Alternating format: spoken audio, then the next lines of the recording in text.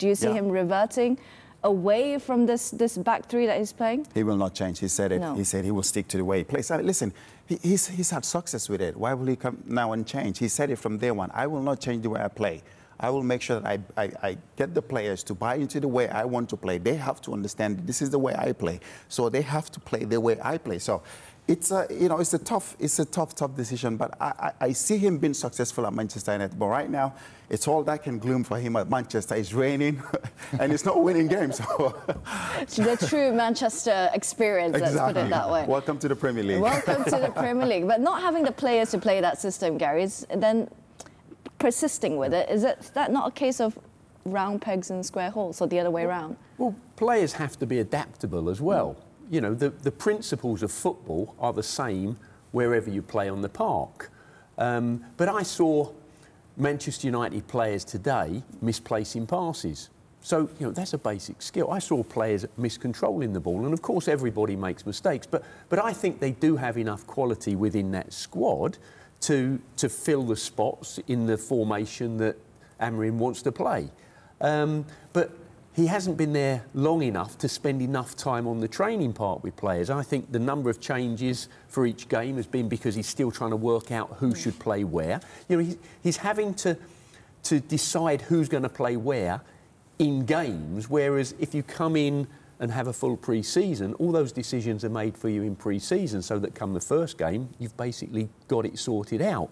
So he's in a very disadvantaged position, I think, coming in at Manchester United when he comes in. Having said that, what a great club and a great opportunity to come into whenever it presents itself. But isn't what makes a manager great the ability to bring out the best in his players? But if you don't have the players to play that system, you're not going to bring the best out of them as much as they try to adapt. You maybe don't have the ideal players, but there's enough good players there to play that you know, 3-4-3, if that's what we want to call it. You know, as I just said, the principles apply in football wherever you play on the park. You've got to be fit, you've got to be strong, you've got to compete, you've got to be athletic, you've got to control the ball, you've got to pass the ball. You know, that's the fundamentals. And if anyone holds their hand up and says, well, no, I can't play in that position, I saw you play in different positions. I saw Lee Sharp play in different positions. I used to play in different positions. Look at Garnacho and how much he's been struggling playing that one of the 2-10 roles, really, Mikel. Yeah, exactly. You can feel, you can see he doesn't feel very comfortable playing there. Yeah. He likes to play on the wide, on the left-hand side. He wants to take the ball and come at defenders and run at people. What he feels, if he plays in that position, he's not free to do that. Even, I think also Bruno Fernandes playing also as a number 10 there, he doesn't feel comfortable playing there. And I also think if you have to play that role, when Antonio Conte came into the football club at Chelsea, he played that position. You need two holding players that are very, very good on the ball, that can make sure that they dictate the game. Manchester United, Ogate, he can cover the pitch, but he's not good on the ball. He's not very good on the ball. Kobe Mino can do that. He can get around the pitch. He's also good on the ball. So I think there's so much. I think he will bring in his players. I think he's a really, really good manager. He just needs time. And then we go back to square one again. United's always 2-3 players away from, you know, being a good Premier League side. Like you did mention, manager's job is to get the best out of his players. Yeah. When you look at Arne Slot, what he's done at Liverpool, who's the best player for me this season at Liverpool that people don't mention enough? Gravenberch. Yeah. He didn't play enough when Klopp was there, but what does he do? He come in, Arne Slot, and he's brought him into the team, and now he's like a new player. He's playing fantastically well. So managers need to get the best out of their players. Sharpie?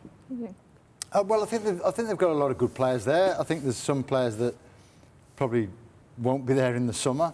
But I think when you're playing a new system, and a lot of players won't have played this system with 3 at the back and wing backs and everything else, you do find yourself in different positions on the pitch, and it does take a little bit of getting used to of your environment. As a winger, Garnacho is obviously used to having his heels on the touchline and seeing the whole game in front of him, and now he's picking up the ball in pockets with people all over the place. So he's got to adjust his awareness to where he's playing. You've got fullbacks playing as centre half, you've got fullbacks playing as wing back. So it's brand new for everyone, and you can see in spells in the first half, you can see when it works. The goal in particular that they scored when Bruno pops it off on one touch, Ugarte comes and takes it off him, and they go and score a goal. So you can see little bits of what they're working on the training pitch.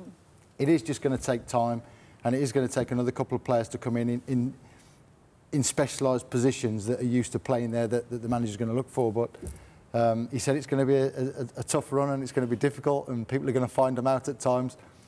But today, set pieces is basic. You know, you've got 3 centre-halves on the pitch.